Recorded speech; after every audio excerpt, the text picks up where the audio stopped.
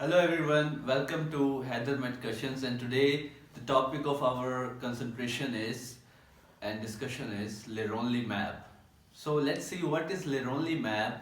It has been giving astonishing results. Yes, it tried to cure or it came more therapeutic in the patients who were critical and with having comorbidities with the co-occurrence of COVID-19. So it has shows marvelous results in treating them and even curing them from the disease. So it is actually monoclonal antibody. It is human IgG, which was made for the treatment of HIV. So the form of HIV is also same like coronavirus because both are RNA viruses. So we have to see that thing, and the other thing is that there is some pathogenesis, or you can say a way of the corona in entering the body and suggesting the immune response. So there is a way, there is pathogenesis, which we will be watching and discussing that in the therapeutic, the mechanism of action of the drug. So what it does is, for example, let me make you more understandable about the process, that how it works. The coronavirus, when it enters the trachea, it goes to the epithelium of lungs, and there are present macrophages. Macrophages engulf that. Then they produce a specific type of receptor on their surface to chemotaxis and to attract the immune cells like B cells, T cells, natural killer cells, and there are, you can say, other neutrophils also. So these are all immune cells. So what happens actually is that macrophages reflect CCL5 receptor whenever it endorse, or you can say it do endocytosis or phagocytosis of the virus particle or the microbe. So whenever it happens, it expresses the CCL5 receptor. So CCL5 is represented on macrophages, which produces the interleukin 1, interleukin 5 and 6. These are chemotactic agents, these are chemokines which attract the other immune cells. So the CCL5, it attaches with the CCR5 present on T lymphocytes, B lymphocytes and other immune cells also. So this is a ligand and receptor based process in which CCL5 and CCR5, they attach to each other, and then what happens, the B cells and T cells, they recognize that there is something we have to attack, and they release their enzymes, their, you can say, their inflammatory cytokines, they're the things which are pre-prepared in the cell membrane, or you can say cytoplasm of the immune cells. So when they put it there and do explosion of that burst, this is a cytokine inflammatory response, cytokine, and they name them that as CCL5 and CCR5 axis. So what this drug actually do?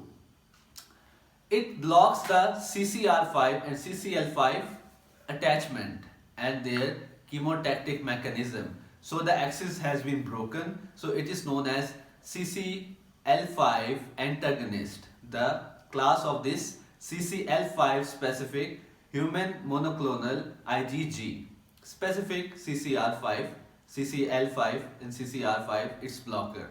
So what happens next? The happening is that whenever there is immune response, there is cytokine inflammatory response, our own immune cells tend to damage our system, our respiratory system, the lungs and epithelium of that. So which induces more interleukin 1, more cytokines, which attracts more immune cells and more damage occurs. And this is the whole axis of CCL5 and CCR5. This drug blocks the receptor CCR5 and it do not allow other immune cells to attack, to detect.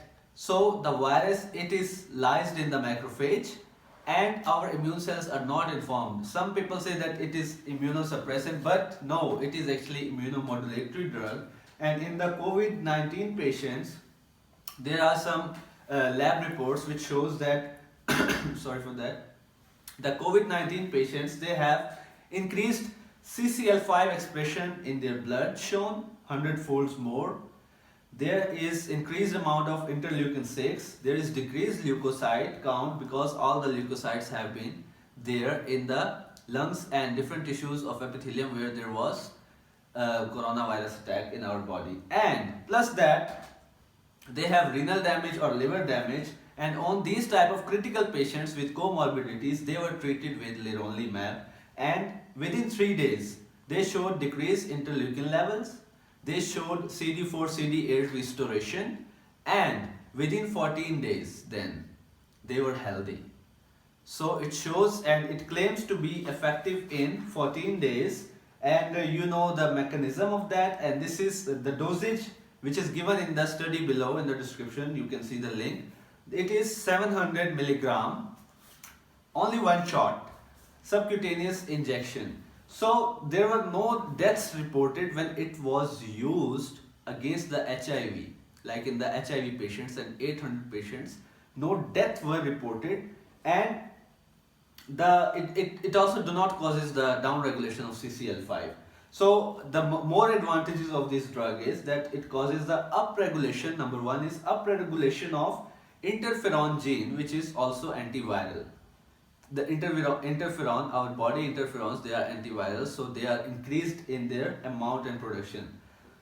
It produces interleukin 1 beta.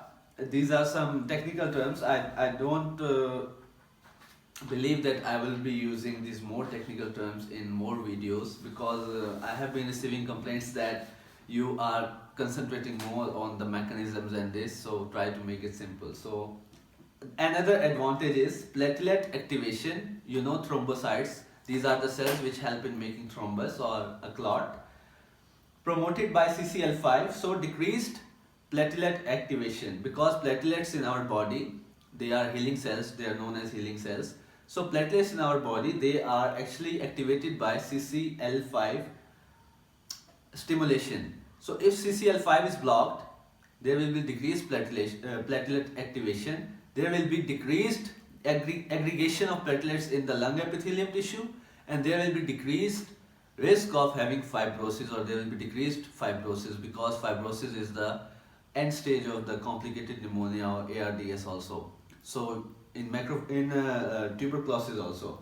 And the third advantage is plasma viremia reduction, because the whole process is it goes to your lung, then it causes infection there, then it goes into your blood and causes viremia, and which leads to the septic shock, and which leads to the death. So this is all the pathogenic mechanism or way of COVID to produce plasma viremia. And this drug also have been believed that it has been reducing the plasma viremia in the blood. So next there is a study which shows that there are more, this is a company, I don't believe to take the name here. Then this is a company who has arranged like 75 patients. Now don't know from where they will take the patients. They have been using this on 75 patients in phase 2. So it is a double-blinded trial, and there is one more report that 11 severe patients in New York hospital were saved from Leronlimab. And as well as it is also useful in breast cancer, because breast cancer cells also show CCL5, and when CCL5 attracts the CCR5, there also the same mechanism occurs, the immune response and more inflammation, more infiltration of leukocytes. So it also is helpful and have seen good results in treating breast cancer with. So this was all about the Leronlimab, and the dosage we have been given was 520 milligram, but the therapeutic effects of 700 milligrams subcutaneous injection were more efficacious and were more in the result, like statistics, it shows that it has 90% therapeutic effect on those patients. So I hope this was a more informative video for you, a more informative medication, and I want to make it very precise so that you can understand and able to digest the medical complicated informations we have been transferring to your brains. So kindly share this message, share this thing. And in Pakistan also, there is a link in the description that Dr. Qaid, he says that if it was being treated with HIV, treated for HIV, so it costs approximately $300 to $500 in HIV treatment. And the what statistics of the prices, I have seen that actually the Leronlimab, this drug, is very much costly. It's $1,200 for the single injection, single subcutaneous injection, $1,200. So it is costly for them. And the other thing which I came to know, that even if it is very much expensive, but for a life it is worth enough saving. And you can spend that much money for a life if you have that thing. But I would like to more concentrate on our doctors, not doctors actually, because they have been busy in the hospitals. I would like to concentrate and advise our scientists, our microbiologists, our virologists, that kindly, if you can, then try to make this by your own. So I'm not here to prescribe the medicines, I am here to share information with you, and I want you to make this drug by your own if you can, if you have the facilities and all that thing. So this was all about this video. Kindly share, subscribe, and continue liking us this way. Thanks a lot.